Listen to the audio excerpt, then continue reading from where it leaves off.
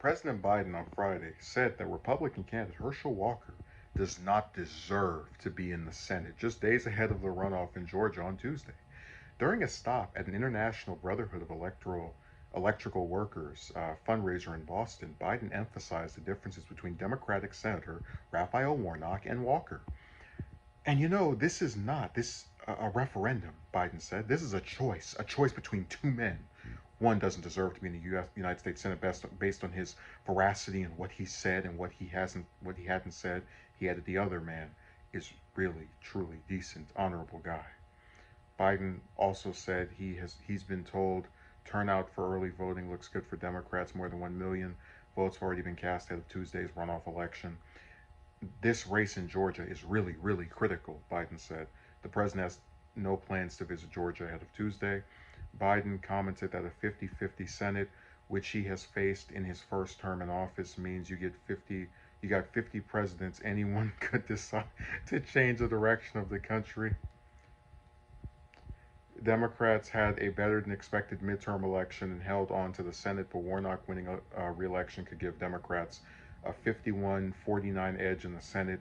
We're a diverse party, but we still have all stuck together on the major issues. And one of the things that we need that 51st vote, Biden said. After meeting with IBEW, the president will phone back for Warnock from Boston and participate in the reception for the Democratic Senatorial Campaign Committee. So, I've said before, I really don't like it when politicians get caught up in these personality tests. Um, War- Warnock and Walker. Walker has said some things that were blatant lies, and I really wish that Biden had specified what they were, because when he says that Warnock is a decent, good guy, again, it's more nebulous crap.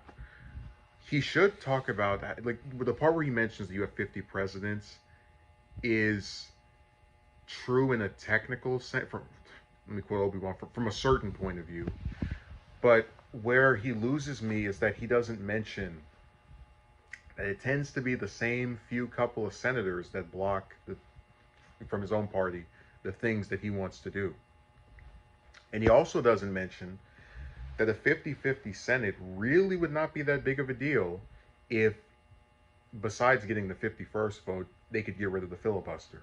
We just covered a story about these railroad workers getting a bill voted down that would give them 7 days of sick leave, and it had more upvotes than downvotes, like 53 to 40 something, but it failed because it didn't get the 60 votes thanks to the lovely filibuster.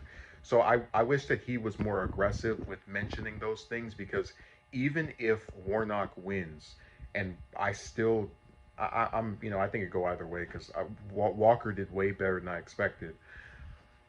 You're still going to have to figure out how you're going to make 9 Republicans switch over to vote for the things you want, the major bills, in addition to keeping Mansion, Cinema, and the rest of the freak show in check.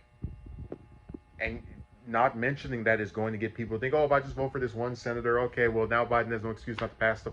But I think he is setting himself up for more problems later on, because people need to know why certain things are not happening, and you can't expect everyone to just follow the news as often as someone like myself does. Um, so we'll see what happens. But I don't. Warnock is just, when they started bringing up that stuff about their kids, I wanted to vomit. I'm like, how do we have an election where it's two men talking about who's a better dad?